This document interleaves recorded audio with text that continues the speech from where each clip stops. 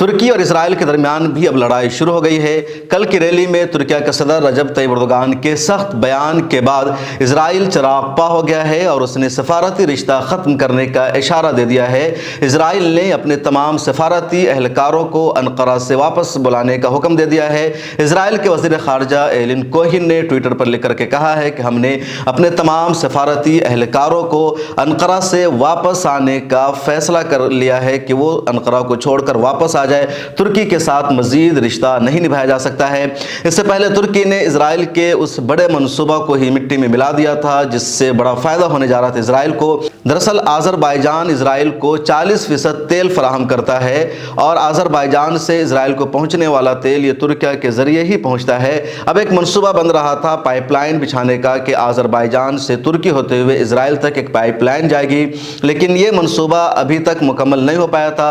اس پر دستخط ہونا بھی باقی تھا۔ رجب طیب اردوغان نے اب اس پر دستخط کرنے سے انکار کر دیا ہے اور اسرائیل کو ایک اور بڑا جھٹکا لگا ہے۔ اس کے علاوہ رجب طیب اردوغان کے اسرائیل کا دورہ طے تھا، لیکن اب وہ دورہ بھی کینسل ہو گیا ہے، کیونکہ کل رجب طیب اردوغان نے جس طرح کی گفتگو کی ہے، ایک بڑے لیڈر ہونے کی حیثیت سے اس نے اسرائیل کو بہت زیادہ سخت نقصان پہنچایا ہے۔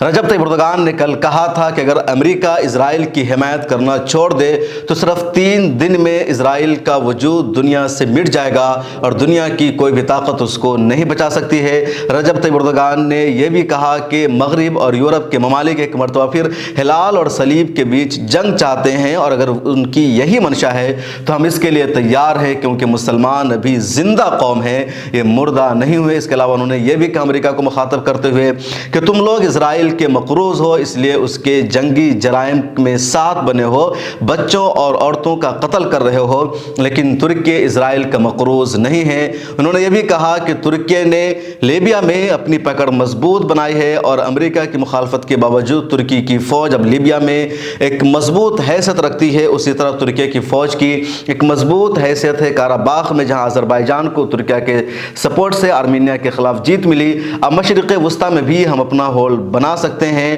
اور اس پر توجہ دینے کا وقت آ گیا ہے۔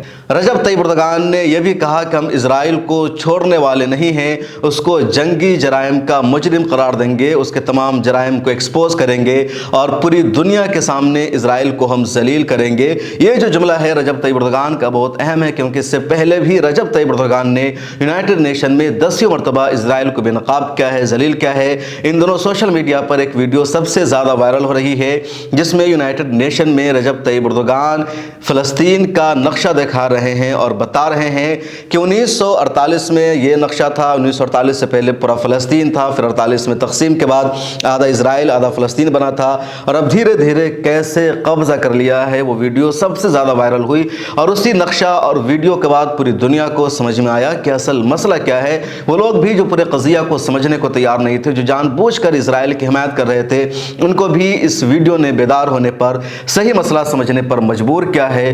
تو یہ جو رجب طیب اردوغان کا بیان ہے بہت اہم ہے اور اسی بات کو اسرائیل برداشت نہیں کر سکا ہے۔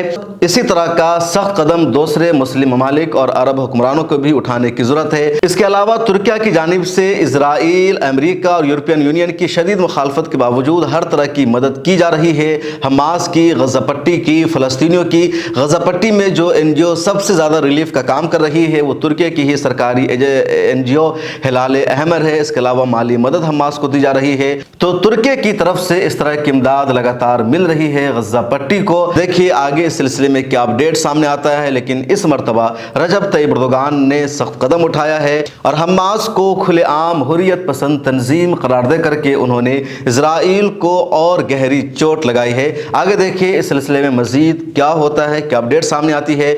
فی الحال اتنا ہی۔ آپ ہمارے چینل کو جوائن کیجئے اور سوشل میڈیا کے سبھی پلیٹ فارم پر سپورٹ کیجئے۔